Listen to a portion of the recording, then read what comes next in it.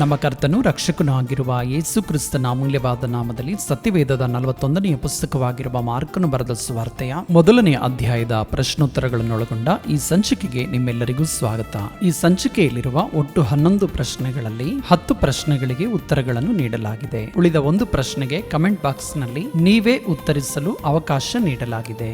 ಹಾಗಾಗಿ ಈ ಸಂಚಿಕೆಯನ್ನು ಪೂರ್ತಿಯಾಗಿ ವೀಕ್ಷಿಸಿ ನೀವು ಉತ್ತರಿಸಬೇಕಾದ ಪ್ರಶ್ನೆ ಯಾವುದೆಂದು ಗಮನಿಸಿ ಕೆಳಗಿನ ಕಮೆಂಟ್ ಬಾಕ್ಸ್ ನಲ್ಲಿ ಉತ್ತರಿಸಿ. ಹಾಗಾದರೆ ಬನ್ನಿ ಇಂದಿನ ಸಂಚಿಕೆಯನ್ನು ಆರಂಭಿಸೋಣ. ಮೊದಲನೆಯ ಪ್ರಶ್ನೆ, ಜನರು ಯೇಸುವಿನ ಬಳಿಗೆ ಯಾವ ಕಡೆಯಿಂದ ಬರುತ್ತಿದ್ದರು?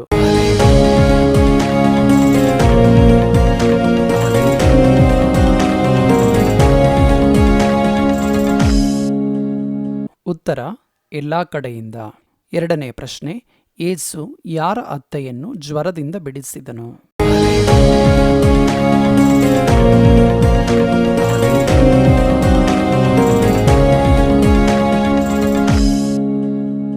ಉತ್ತರ ಪೇತ್ರನ ಅತ್ತೆಯನ್ನು.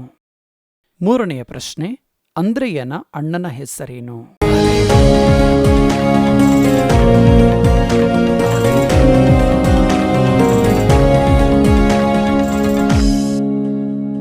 ಉತ್ತರ ಸೀಮೋನನು. ನಾಲ್ಕನೆಯ ಪ್ರಶ್ನೆ, ಕರ್ತನ ದಾರಿಯನ್ನು ಸಿದ್ಧ ಮಾಡಿರಿ. ಈ ಮಾತು ಯಾವ ಪ್ರವಾದನೆಯ ಗ್ರಂಥದಲ್ಲಿ ಬರೆಯಲ್ಪಟ್ಟಿದೆ?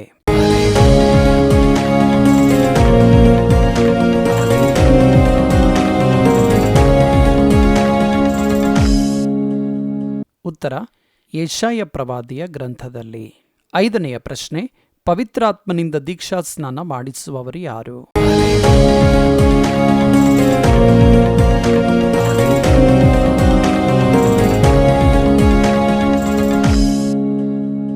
ಉತ್ತರ ಯೇಸು ಕ್ರಿಸ್ತನು. ಆರನೆಯ ಪ್ರಶ್ನೆ, ನಜರೇತ್ ಎಂಬ ಊರು ಯಾವ ಸೀಮೆಗೆ ಸೇರಿದೆ?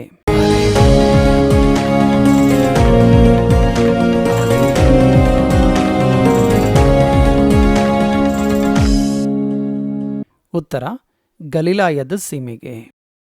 ಏಳನೆಯ ಪ್ರಶ್ನೆ, ಯಾಕೋಬನ ತಂದೆಯ ಹೆಸರೇನು?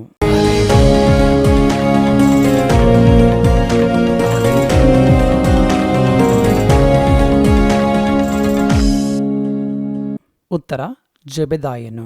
ಎಂಟನೆಯ ಪ್ರಶ್ನೆ, ಯೇಸು ಯಾರ ಪ್ರೇರೇಪಣೆಯಿಂದ 40 ದಿವಸ ಅಡವಿಯಲ್ಲಿದ್ದನು?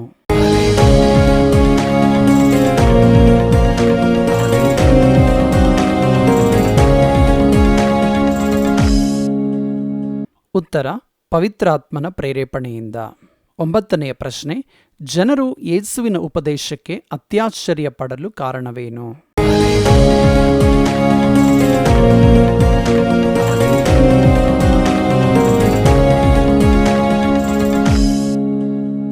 ಉತ್ತರ ಆತನು ಶಾಸ್ತ್ರಿಗಳಂತೆ ಉಪದೇಶ ಮಾಡದೆ ಅಧಿಕಾರವಿದ್ದವನಂತೆ ಉಪದೇಶ ಮಾಡುತ್ತಿದ್ದರಿಂದ.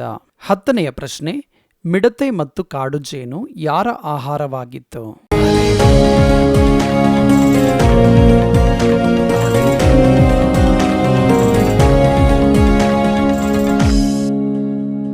ಉತ್ತರ ಸ್ನಾನಿಕನಾದ ಯೋಹಾನನ ಆಹಾರವಾಗಿತ್ತು. 11ನೆಯ ಪ್ರಶ್ನೆ, ನಿನ್ನ ಶುದ್ಧಾಚಾರವನ್ನು ನೆರವೇರಿಸು ಎಂದು ಯೇಸು ಯಾರಿಗೆ ಹೇಳಿದನು?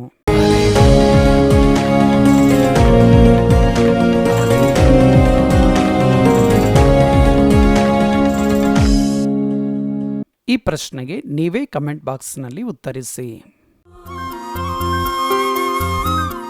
ಸತ್ಯವೇದದ ಪ್ರಶ್ನೋತ್ತರಗಳನ್ನೊಳಗೊಂಡ ಈ ರೀತಿಯ ಸಂಚಿಕೆಗಳು ಸೋಮವಾರದಿಂದ ಶುಕ್ರವಾರದವರೆಗೆ ಪ್ರತಿದಿನ ಸಂಜೆ 6 ಗಂಟೆಗೆ ಕೃಪಾ ಸಮೃದ್ಧಿ ವಿಜಯ್ ಪಾಲ್ ಎಂಬ ಯೂಟ್ಯೂಬ್ ಚಾನೆಲ್ನಲ್ಲಿ ಪ್ರಸಾರ ಮಾಡಲಾಗುವುದು. ಈ ಸಂಚಿಕೆ ನಿಮಗೆ ಇಷ್ಟವಾದಲ್ಲಿ ಲೈಕ್ ಮಾಡುವುದರ ಮೂಲಕ ಮತ್ತು ಈ ಚಾನೆಲ್ಗೆ ಸಬ್ಸ್ಕ್ರೈಬ್ ಮಾಡಿಕೊಳ್ಳುವುದರ ಮೂಲಕ ನಮ್ಮನ್ನು ಪ್ರೋತ್ಸಾಹಿಸಿ.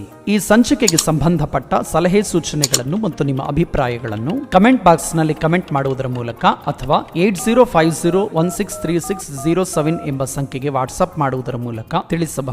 ಈ ಸಂಚಿಕೆಯ ಮೂಲಕ ನೀವು ಪ್ರಯೋಜನ ಹೊಂದಿದ ಹಾಗೆ ಮತ್ತೊಬ್ಬರು ಸಹ ಪ್ರಯೋಜನ ಹೊಂದುವಂತೆ ದಯಮಾಡಿ ಈ ಸಂಚಿಕೆಯನ್ನು ಇತರರೊಟ್ಟಿಗೆ ಶೇರ್ ಮಾಡಿ.